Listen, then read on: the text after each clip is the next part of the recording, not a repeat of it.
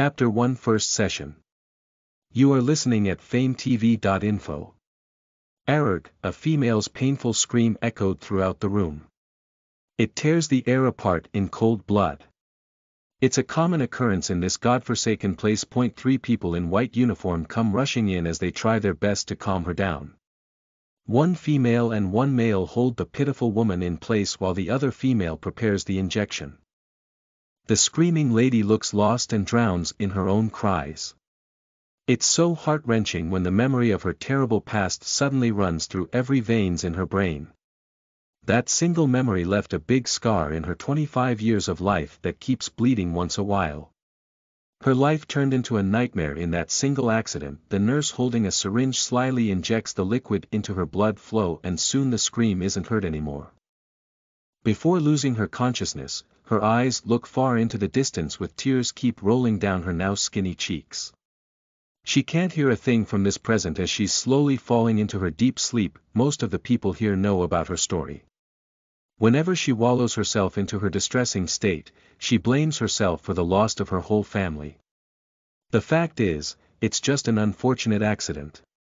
But it also doesn't change the fact that she fell deep into depression since that horrible day. Just these past few days, I've heard her cries like 100 times already. Every night when I can or can't fall asleep, her sorrowful wail becomes my constant company. I don't hate her for that. I can't exactly do that. I know she's in pain and in a way, I'm also in pain that I feel bad for her, but I throw back my attention outside the window once she stopped crying. My favorite song still playing in repeat and I focus my hearing back to the melody from the earphone in my ears. There's really nothing I can do to help her. I wish there was, but in this prison-like facility, I'm just as helpless as her. My situation is still a lot better than her, but who am I kidding? We are all trapped here. Although some are here willingly, we are all trapped. I feel worse because I'm here against my will. Dear, it's time. Samantha, who asked me to call her Sam since the first day I came here, taps my shoulder and pulls me from my short me.time. She's the closest ally I could find here. I accept her as a friend. No one could reject a woman with a big beautiful heart. Especially her. I don't know what she sees in me, it might be pity, but I know she cares for me sincerely. And for now, I can't really be choosy. There are not many people who sincerely cares about me and my sake. Our appearances, personalities, and a lot of other things are completely opposite of each other. She's beautiful with her dark curly hair and milk chocolate skin while I'm completely pale and have straight blonde hair as my natural hair. I am what people call introvert while I'm sure she's a total extrovert. The gap between us is also 15 years. Yet for some reason, I feel like she is my true friend. I pause my blue small iPod, take off the earphone, and put them in my pants pocket. In this place, I don't really pay attention to my wardrobe. Sweatpants and plain t-shirts are officially my new daily outfit. Hey, Sam, I know what she's here for and I'm not feeling so great about it. Still, I smile so my worrywart friend won't start getting all worried about me. Are you ready? Come on, let's get going. I stand up and look outside the window once again. Since being locked up, I already picked up a new habit. Sitting near the window and stare outside. Even with my eyes closed, I think I can picture the scenery outside the window perfectly. The green yard. The roadway that disappear into the woods. And of course the trees surrounding this place. Whenever I have free time, my gaze always go outside. Okay. Let's just get it done. I follow Sam closely. I don't feel like talking and she understands, so we just walk side by side in silence. I can't say I like silence, but the silence between us is always comfortable. I never feel like I'm being judged by her eyes nor attitude. Unlike everyone else around me, she's the only person I can breathe freely with. No need to worry. No need to think of useless stuff. I'm really grateful to meet her in this miserable place. She's the only light in this suffocating darkness. The common room, which I stayed earlier, and the place I'm going to right now are placed in the second floor so it doesn't take us too long to arrive. I stand in front of the black ebony door which I will be visiting every day from this day. Dr. Alan Miller. It's the first time I read your name. I get nervous all of a sudden, but it's do it now or never situation and I only have one option. It's gonna be alright. Sam puts her hand on my back. Her warmth helps me calm down. She's a mom, so I often feel like she treats me like her daughter. I'll be more than happy to have a mom like her. I'll be here when you finish. Good luck in there, dear. She makes a fist to cheer me up. Thanks. I make up my mind. I take one deep breath and knock 3 times on your door. Come in. I heard your deep voice for the first time. It sends shivers down my spine. The door is opened pretty smoothly, no sound whatsoever. And there you are. Sitting behind your table full of books and papers. The light from the computer monitor on your left bounces on your square glasses. If I might add, it accentuates the glasses that frames your dark brown eyes beautifully. Miss Adams, please sit. I've been waiting for you. You point me to the comfy black chaise lounge as you stand up from your work seat. You bring a small black note and a black fountain pen with silver ornament. Then sit in front of me, on a black armchair. If I didn't know anything about interior design, I would have guessed your favorite color is black. But seeing how your office is decorated with black and white, perhaps you just like to keep things simple. Though I still can't cross out black as your favorite. Good day. Please sit comfortably, you say as you notice I'm still sitting upright. I believe this is our first time meeting. I am Dr. Alan Miller. You can call me Dr. Miller or Dr. Alan. Anything you prefer. Well, Dr. Miller, just call me Christina or Tina. I don't like people calling me Miss Adams, especially these days. You smile a little and open your little note. So, Tina, how are you these days? You've been here for a few days, right? Just trying to survive each day. I stare at you. I'm observing you, to be exact. If we want to play this game, I will show you that it's a two-way street. You can observe me. Jolt down anything you find about me in your little notebook. Judge me any way you want. But I'll do the same. I will observe you and decide whether you're trustworthy. Whether you can put me out of this misery. Don't worry. Even though I'm locked up here, my mind is still crystal clear. The director said that you're his niece and asked me to take good care of you. I hope you can relax with me. I'm here to help you. Yeah, right. Everyone that put me here also told me they wanted to help me. That I was here for my own good. And that uncle you called director, the one who always came and celebrated my birthday without missing a single year, the one who were chosen as my godfather, the one who always spoiled me. Well, he betrayed me all right. Whatever. I don't care if you want to help me or not. I know what I know. I really want to help you. I do. Your case, I will be lying if I said I'm not intrigued. You keep smiling as friendly as possible, and this time, I will be lying if I said you're not charming. But I just can't have my hopes up. I wish I could just tell you everything, but even Sam, who I consider my friend, hasn't heard my full story about what I really feel right now. What's been on my mind these days? I just don't want to be judged and betrayed once again. Why don't you tell me what happened as a start? What's the use of it?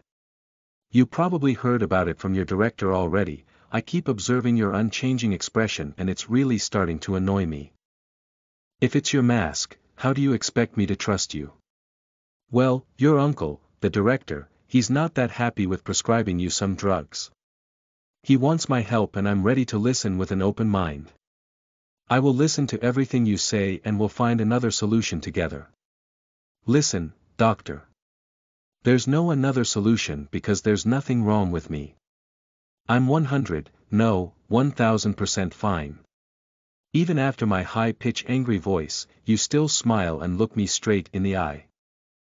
I don't know whether you are a good actor, a good poker face, or something else? Or is there still a possibility that you are just a good doctor? Tina, I'm really interested in hearing your story. Why don't you just humor me? We will spend time together every day whether you like it or not. This time you sound gentler than your already gentle voice. I'm not sure how is that even possible. Fine. What do you want to know? I finally answer, feeling defeat. You should thank your handsome face that makes me want to trust you. Your expression changes slightly after my answer. You smile bigger and the soft lines near your eyes look so cute. I don't want to ask why do you look so happy. Could you, someone who doesn't have anything to do with me, practically a stranger compared to my uncle, truly care for me? Scratch that thought. You probably just feel like winning already. How did you two meet? When did it start? To the point already, aren't we? Didn't you say we have a lot of time? I try to tease you but no effect. Your face is back to your handsome poker face. Alright. It's almost a year ago. It was spring. It's my favorite season to visit my secret base camp. My secret place. And just like any other day, I went there. There's nothing different that day except he's there. Is there something funny, you ask because you see that I can't help smiling. I always smile whenever I remember him. And our first meeting. It's really unforgettable. It was spring. Spring just like any other year. The changing of seasons didn't fascinate me anymore. It's becoming a boring repetition each year. But this type of season was still my favorite. The temperature wasn't too cold or too hot. Just like my cup of tea. And another reason it became my favorite was because it's the perfect season to spend time in my base camp. My private base camp. My secret place. I did have friends and few that I considered my best friend. But I wouldn't ever share my secret place to anyone. It reserved just for me. Besides, it's not really a secret place since everyone in town knew about that place though no one dared to go near. That place was a big old house. A Victorian kind of style but I wasn't an expert. Anyway, that house was deserted as long as I could remember. No one lived there and nobody talked about the owner.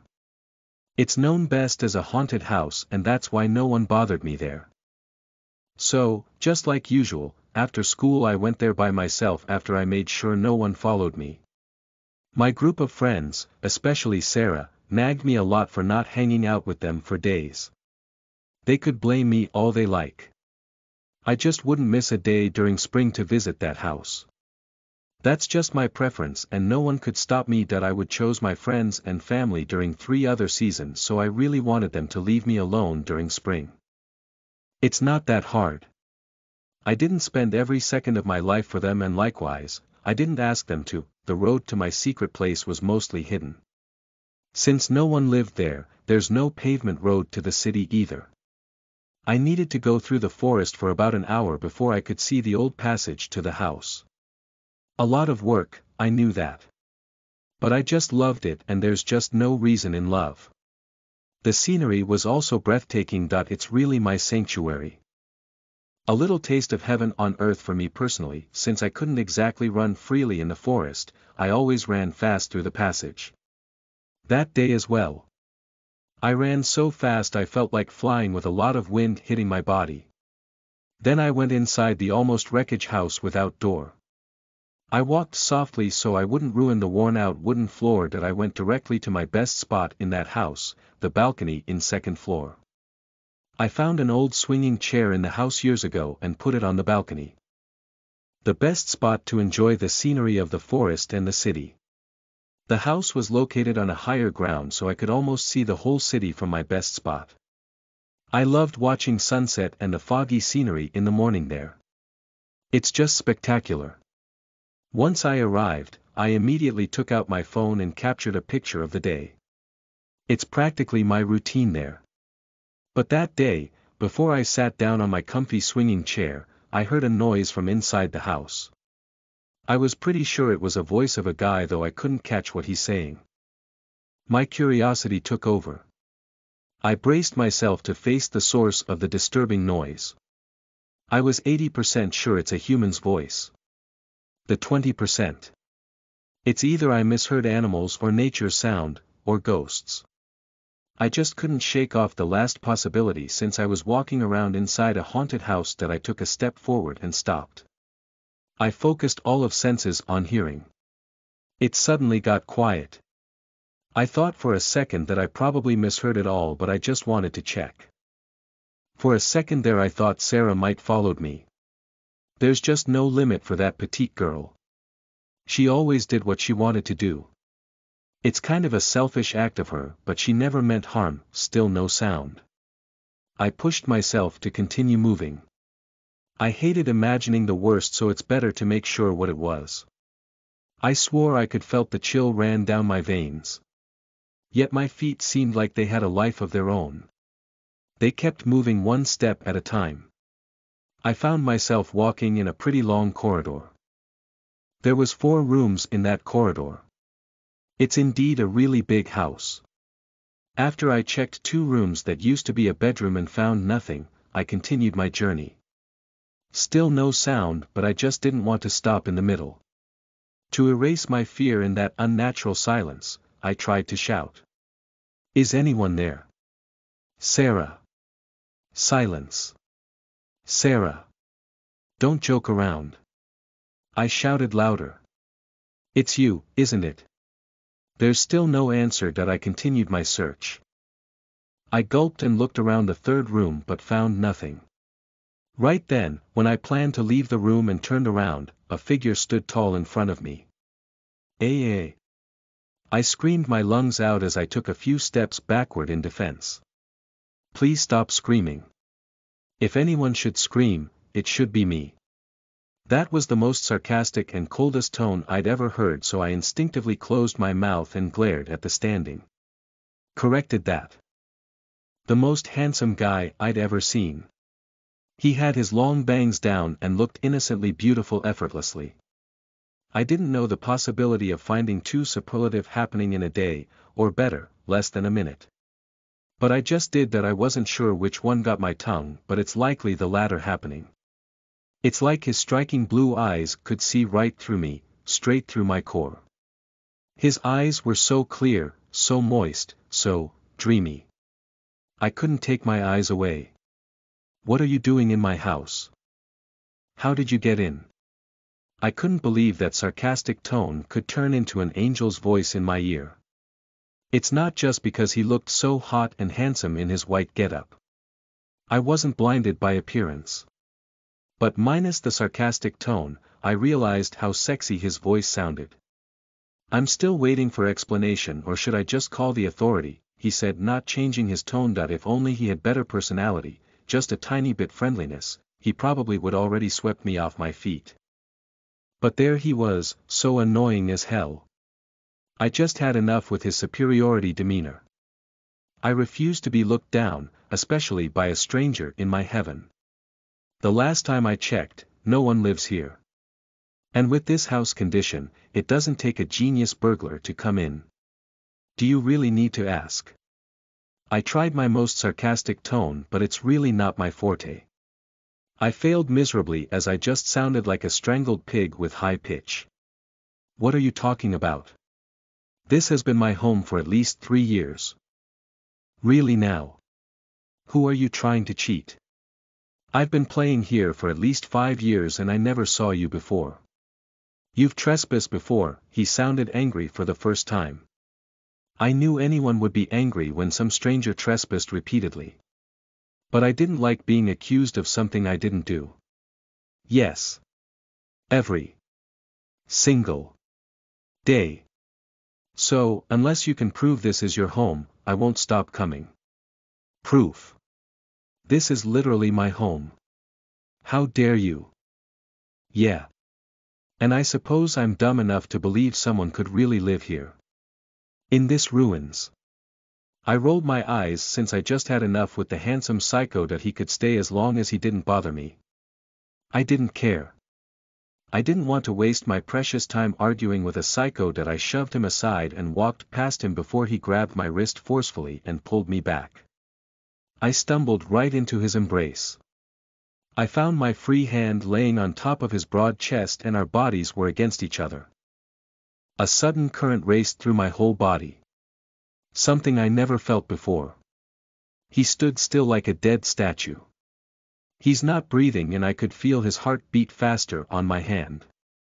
He must felt the same current. Let me go, you psycho. I pushed him away after I gathered my thought, but he just stayed in place. It's me who fell backwards before he pulled me back so I didn't hit the floor. Seriously. If this was in a different circumstances, I believe this was supposed to be the moment. We continued to look into each other's eye, then unconsciously closed the distance between our lips. But instead, what the hell are you? He stared at me like an eagle watching its prey. He grabbed my arms tighter and it's starting to hurt. I should try to free myself, right? That's a normal clever girl would do. But those eyes once again successfully stole all of my attention. Even my consciousness away. What did you do? This question pulled me back to reality. I didn't understand what he's talking about. I couldn't understand his confused look too. There's no calmness anymore and honestly, I kinda missed it. I could see his pupils were getting bigger as he's getting scarier. What did I do? What did you do? I asked back. That he pushed me back and I noticed just how strong he was despite his slim body that looked fragile. He's really a man. It might not be visible but he got a pretty good muscular body that I couldn't free myself from his grip. I couldn't push him back. I could only walk backwards following his lead. I really couldn't understand him. He prevented me from leaving. But now he wanted out of the door. It's just a few steps before he stopped.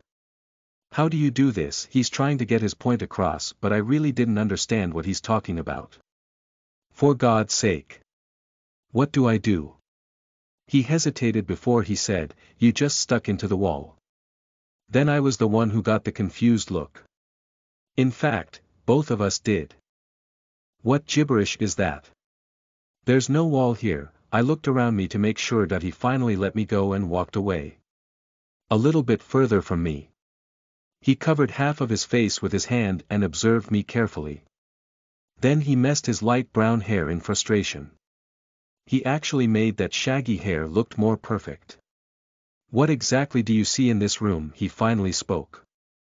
I surprised myself for not leaving and actually responding to this lunatic. Will you stop this nonsense already? It's getting boring, you know. Just answer. He looked stern and it's kinda scary. We're alone out of nowhere and I didn't want him to hurt me because I knew I couldn't even scream for help if he did. Fine. I see you obviously. I see. I tried to look around but there's really nothing. It's just an empty room. There's nothing else here. What do you expect me to say? Can't you see the mirror? The bookshelves? Anything? What mirror? He looked troubled. He paced right and left around the room. He mumbled some bullshit I didn't hear clearly. After a while, he faced me once again. You're not Cordian, are you? Cordian. He clicked his tongue and spoke softly. I knew it.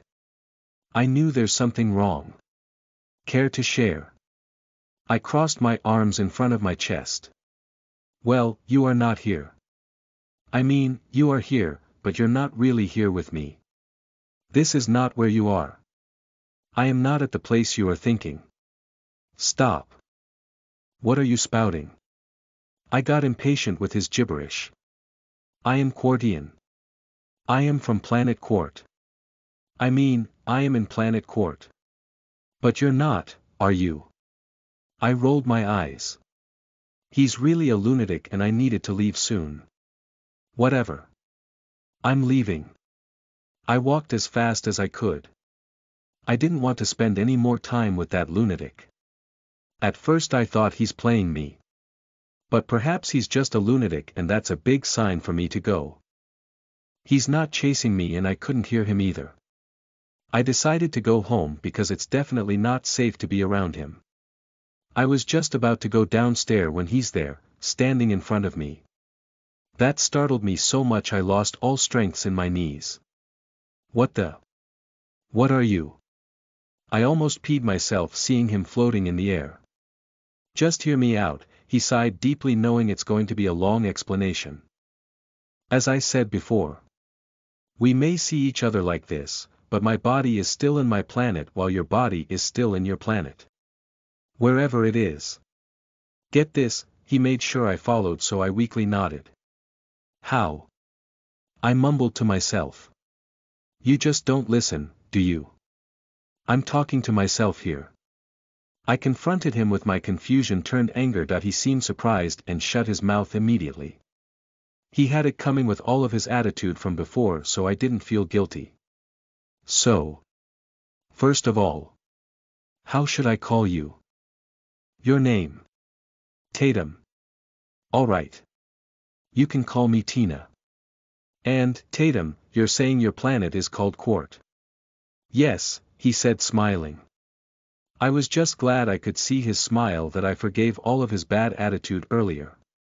And your planet? It's Earth. In Milky Way galaxy. Have you heard about it? I never heard of it. But I should have noticed sooner with the way you dress up. I looked at myself. I was wearing a black jeans and red checkered shirt. I looked great, and that's me being humble. My body was considered fit and tall that I could almost nail everything I put on. What's wrong with my outfit? You fix your glasses, though it seems perfectly fine to me. You must have heard it already, so it shouldn't surprise you anymore. You haven't wrote a single damn thing in your note. I wonder what you thought about my story. About me. It's really an unforgettable first meeting, don't you think? You speak calmly and I don't feel any prejudice from you. It's almost like you're trying to joke around with me. To make me relax. His name is Tatum. Yes. He's the most beautiful guy in the whole universe, I say while smiling ear to ear. It feels good to have someone to talk about him freely after all this time. And you seem like a good listener. I heard you're in love. So, is it love at first sight? I chuckle a bit hearing your question. It was a really great way to meet. And it would be a more amazing story to tell if it really was a love at first sight. Frankly, no, it's not. I did admire his looks. It's a fact that he's beautifully handsome. But that guy's just so irritating. Even if I did fall for his looks, I wasn't foolish enough to ignore his character. And for sure, I'm not letting anyone look down on me. Alright then. So, what happened next, you ask after you wrote down something fast. Nothing really. I saw him floating, and that's weird enough. I thought it perhaps some kind of prank, but from the way he acted, I doubt that's the case. I thought it was just a weird dream, so I pinched myself and I knew it's real. I tried to make sense of it, but after a while, I decided to believe him. That's fast, you responds to my story softly enough not to disturb me, but it managed to catch my attention. Well, if you could see his outfit and his gadget, you would believe him that instance. For outfit, I could find some reasons. But his gadget was out of this world. You nod your head listening to every words I said. Like what? First, his outfit. He's wearing all white. It's layer over layer and all of them were white. His outerwear was like a leather long robe. The material was shiny and smooth. He also wore a white trousers with the same material. And white boots too. I'm telling you, it's just like a uniform. And his gadget. That's really something. I first thought it was just a wristband. It's really thin around his wrist. It didn't look that special. And what's special about it? You cut my story, but I sense no malice intent, so I continue. It's his communication device. It's every gadget he'll ever need. It could be used for anything. Tina, don't take offense, but I heard you watch a lot of sci-fi movies. Perhaps it's affecting you. I lost my smile at once. I know what I saw, okay? I know it's just like those in movies, but it's not something I made up. You think I'm crazy, aren't you? Sorry, my bad. I just think it's a possibility, don't you? No. I never doubt him. I know I didn't believe him at first as well. But he's real. I'm not crazy. I see. I'm really sorry. Why don't you continue? What about his gadget? You know I'm still mad, so you show me your guilty expression. That's a nice move. I won't disturb your story again. Please don't be mad. You know it's normal to ask this kind of question. And it is my job. Please be understanding. Fine. It's not like I have another option. I know you're better than my uncle, and that's why I give you a second chance. And I want to prove it to the world and you that I made a fit against my uncle for a reason. Not because I'm crazy like he thinks. I saw him using it with my own eyes. Not long after he helped me stand up, he got a call from his mom. I saw his mom's head popped up from the wristband. Not a real head, of course. It's some kind of hologram, I answer triumphantly. You open your mouth a little but only nod a few times. Then you write something again in your note. I really want to read your notebook and figure out your way of thinking. What you really think about my story. Because I'm scared that you're just like my uncle and everyone else. Listen to the full novel at famvetv.info, direct link in the description.